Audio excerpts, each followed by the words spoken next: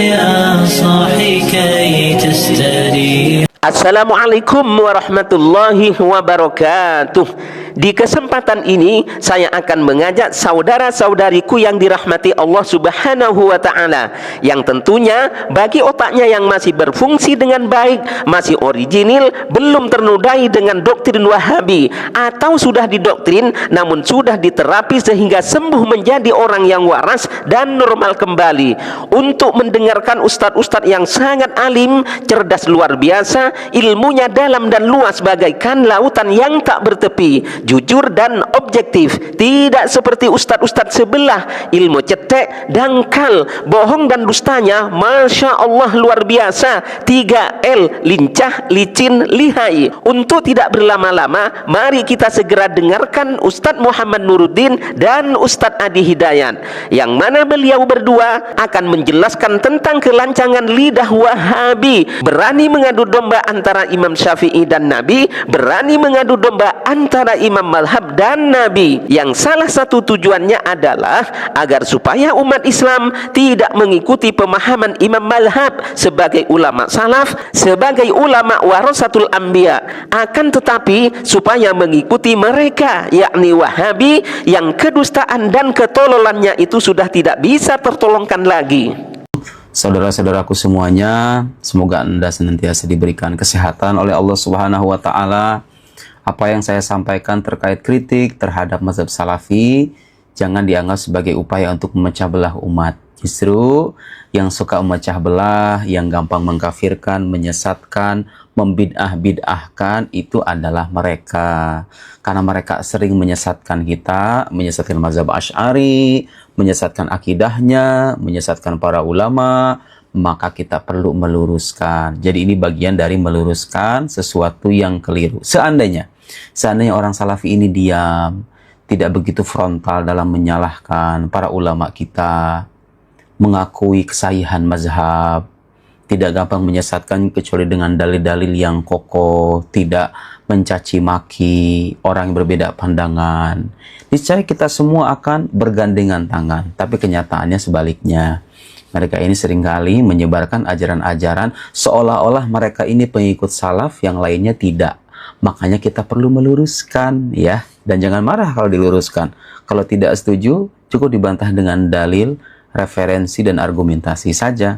Kali ini saya ingin mengulas dan memberikan bantahan atas satu pandangan yang cukup sering kita jumpai dari kalangan mereka. Suka ada tuh orang-orang yang mempertentangkan antara mazhab dengan Al-Quran Sunnah.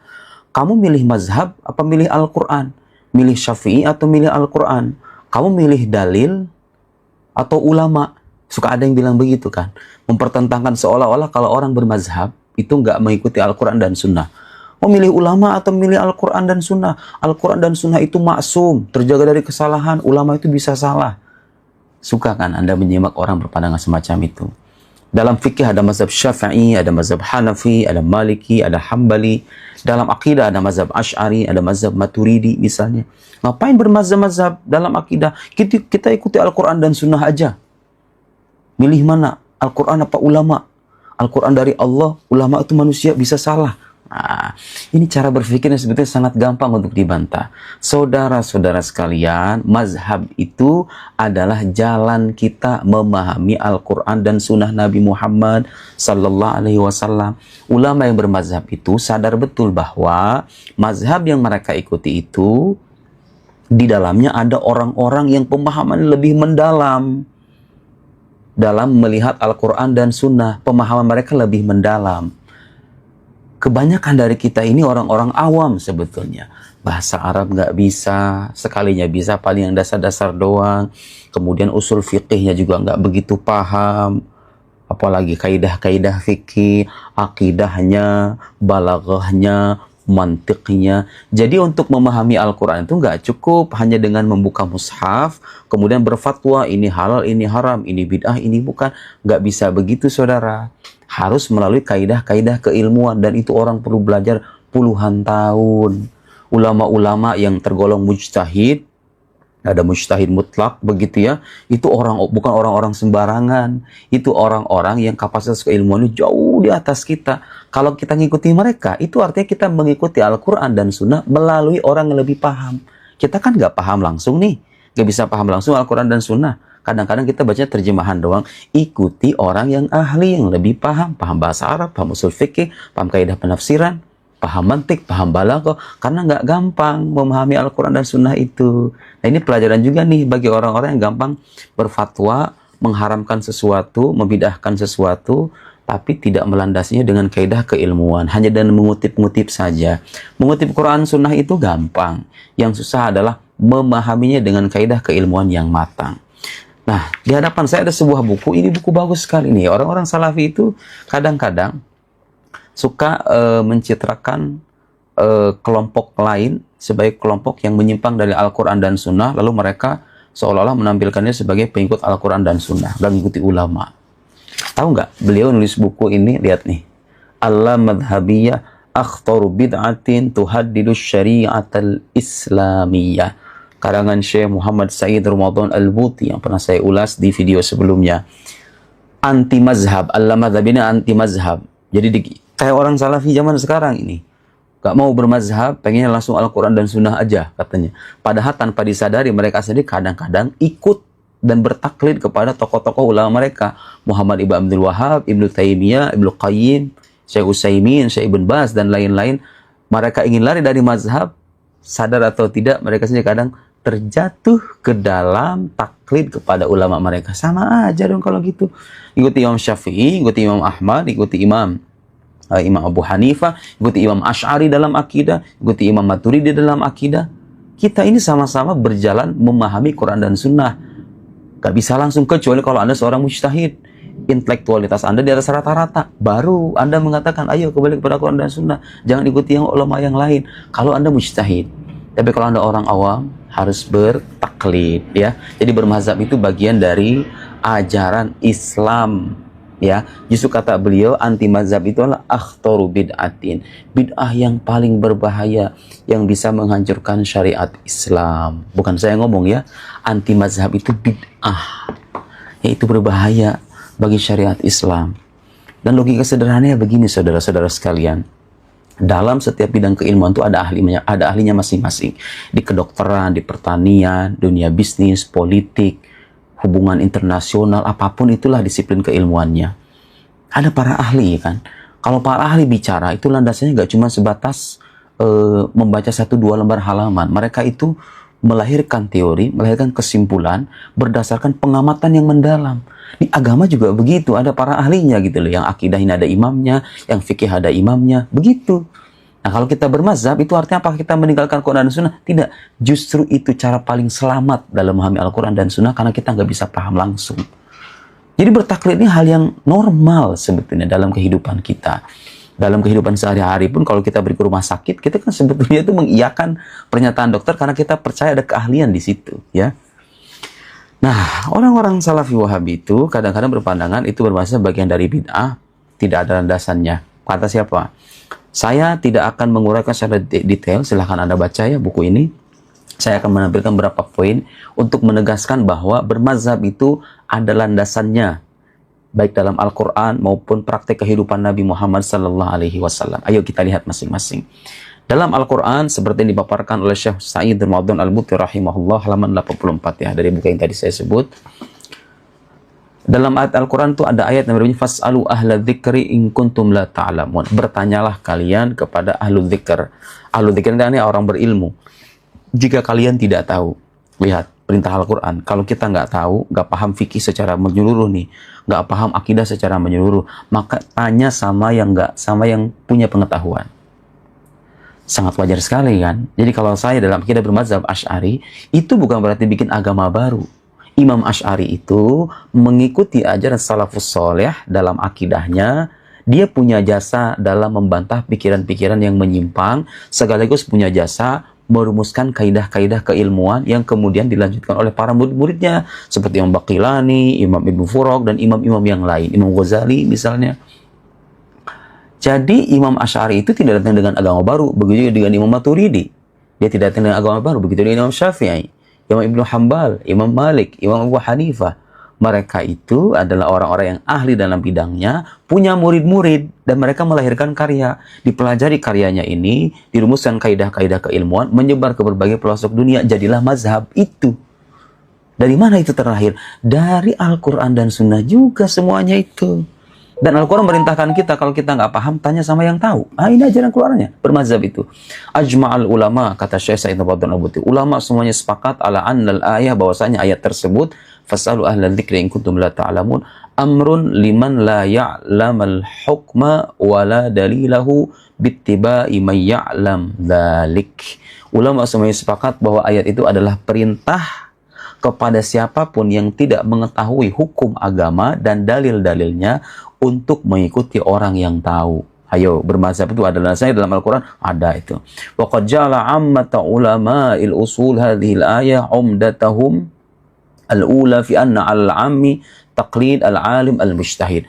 Para ahli ulama usul fikih sebagian besar sepakat menjadikan ayat ini sebagai landasan utama dalam menetapkan kesimpulan bahwa orang awam yang tidak begitu paham agama secara mendalam itu harus bertaklid kepada alim yang mujtahid, yang punya pemahaman agama yang matang, memahami kaidah-kaidah keilmuan secara menyeluruh dan komplit.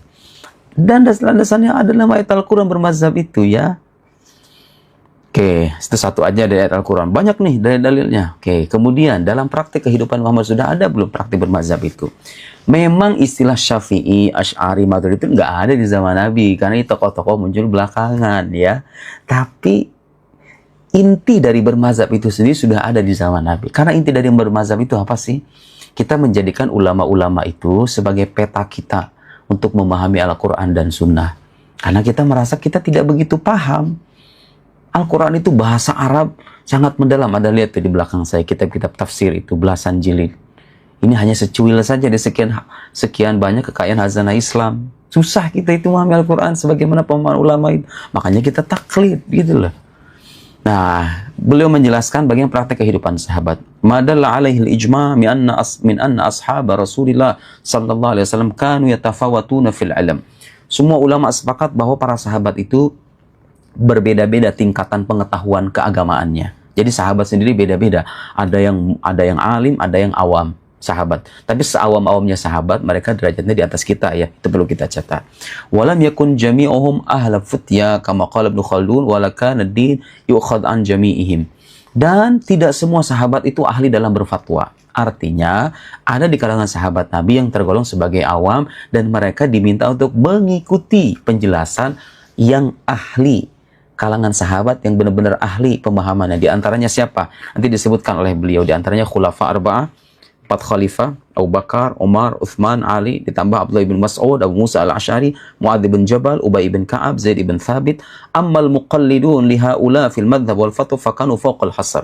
Adapun para sahabat yang bertaklid kepada mereka yang tadi kita sebutkan itu tidak terhitung. Jadi praktek mengikuti orang lain yang lebih paham dalam beragama sudah ada di zaman sahabat. Itu nama inti bermazhab itu kan begitu sebetulnya. Kita mengikuti orang yang lebih paham dalam agama karena kita lebih percaya dengan keilmuan mereka. Imam Ghazali dikutip di sini bahwa kata beliau dalam kitab Al-Mustasfa, sini dikutipkan, saya bacakan kutipannya, bahwa orang awam itu tidak ada pilihan kecuali bertaklid ya. Ahaduhuma ijma'us sahaba fa innahum kanu yuftuna al-awam wa la ya'murunahu bi darajatil ijtihad wa dhalika ma'lum 'ala ad-darurah wa tawatur min ulama wa awaim. Apa yang beliau sampaikan tadi bahwa para sahabat itu berbeda-beda pengetahuannya, yang alim, yang mujtahid berfatwa untuk kalangan awam di kalangan mereka, dan yang awam ini tidak perlu menjadi seorang mujtahid tapi mengikuti sahabat yang lain yang lebih paham. Al-Amidi juga mengatakan hal yang sama. Ini ulama besar Al-Amidi. Wa ammal ijma' fa huwa annahu lam tazal al-'amma fi zaman as-sahaba wat tabi'in qabla huduth al-mukhalifin yastaftuna al-mujtahidin wa yattabi'unahum fi al-ahkam asy-syar'iyyah. Kalangan awam dari sahabat itu senantiasa meminta fatwa dari kalangan sahabat yang mujtahid, yang lebih alim, yang lebih paham agama dan mengikuti ketetapan-ketetapan mereka. Jadi kalau dibilang bermazhab itu nggak ada landasannya dalam Al-Quran dan Sunnah, itu dari mana ya? Kita berhak bertanya loh. Itu landasan Anda yang mengatakan tidak perlu bermazhab. kemudian tidak perlu ikuti ulama, itu landasannya dari mana? Ini Al-Quran, praktek kehidupan sahabat, itu terjadi. Kemudian ada kutipan dari Imam Syatibi, fatawal mujtahidin binisbati ilal awam kal adillati syar'iyyati binisbati ilal mujtahidin. Fatwa-fatwa para ulama mujtahid seperti Imam Syafi'i, Imam Hanafi, dalam akidah Imam Asy'ari, Imam Maturidi, itu seperti dalil-dalil syar'i bagi fatwa-fatwa orang alim, orang mujtahid bagi orang awam, bagi kita nih.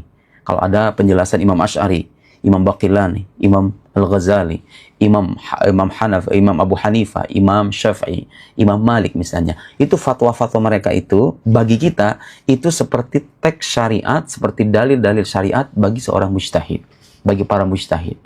Artinya ketika kita mengikuti imam-imam itu, kita itu pada hakikatnya mengikuti Al-Quran dan Sunnah. Setelah mereka ramu tuh, mereka itu baca Quran dan Sunnah tidak seperti kita, saudara. Kadang-kadang perlu pakai Google, lupa hadis ini, baru hafal satu hadis udah lupa hadis yang lain. Mereka itu nggak begitu, kecerdasannya, intelektualitasnya, ketakwaannya, ya, kesalehannya dalam beragama. Jadi pemahaman mereka itu kita ambil karena merujuk pada Al-Quran dan Sunnah.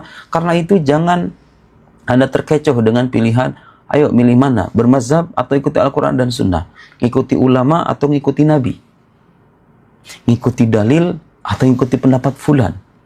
Seolah-olah Anda lebih paham ketimbang mereka, ya. Lihat, ulama Ahlus Sunnah justru mengajarkan kerendah hatian kepada kita. Bermazhab itu pada hakikatnya adalah cerminan dari kerendah hatian dalam beragama. Merasa dirinya tidak paham atau kurang pemahamannya, orang seperti kita pun yang belajar agama puluhan tahun masih bertaklid, masih bermazhab. Karena kita merasa kita tidak lebih paham ketimbang para ulama kita. Lalu, orang-orang yang anti mazhab ini, apakah mereka lebih paham ketimbang para ulama besar itu? Semoga bisa menjawab. Wassalamualaikum warahmatullahi wabarakatuh. Jangan pernah katakan begini, ikut mazhab apa ikut Nabi. Itu artinya belum belajar. Tapi jangan kita cek.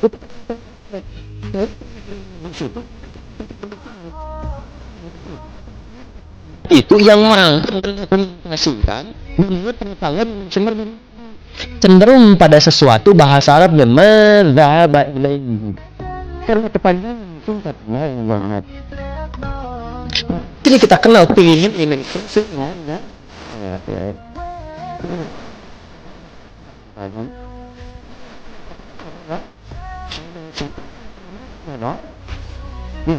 Itu bukan kelompok. Dan semua kita itu kalau sekarang sangat sampai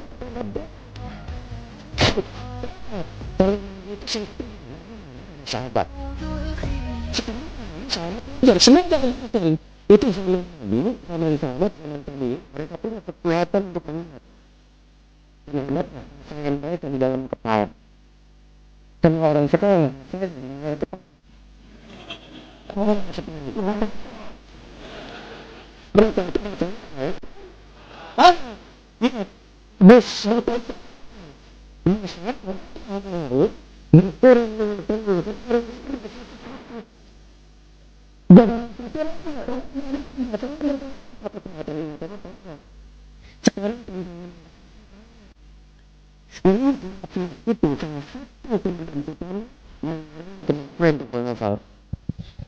saya teman masuk ke bulan hadis, masuk bioskop, keluar hilang semua apaan itu. Saya nggak tahu apa yang ditonton. Pulang dulu itu hilang semua apaan. Ingat, maksiat menghilangkan keberkahan. Imam Syafi'i kan kepada guru menolak. Syafi'i itu laki saya bukan saya cukup menolak.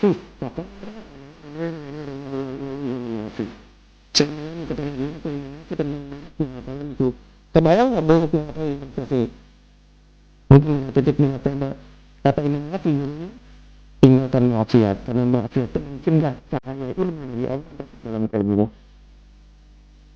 Balik ke sini teman-teman sekalian, fokus baik-baik. Kembalikan ke kita di sini apa yang kita lakukan.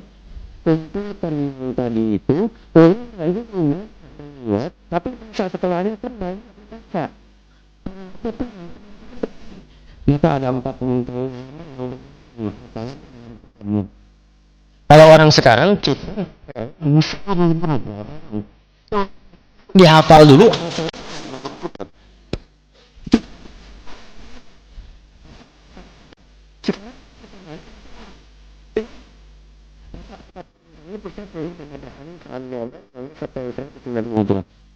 Kedua memang belum tahun 94 itu, yang ketiga mengecek 150, dan keempat Imam Ahmad bin Hanbal yang lahir tahun 163 Hijrah.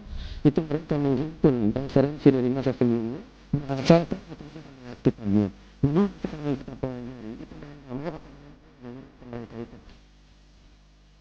sebenarnya itu maksud saya jangan terus katakan begini itu artinya belum belajar. Tapi yang kita cek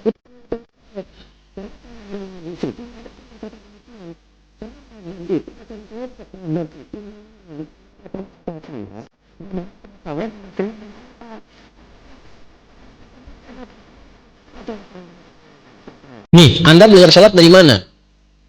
Nggak mungkin langsung dari Nabi. Oh, tadi saya ketemu Nabi, mimpi kok belajar.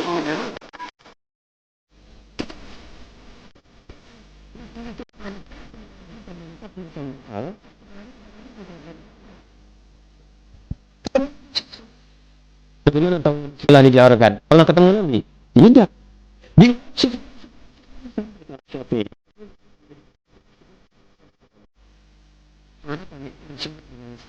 namanya.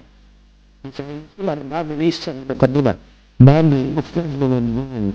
Jadi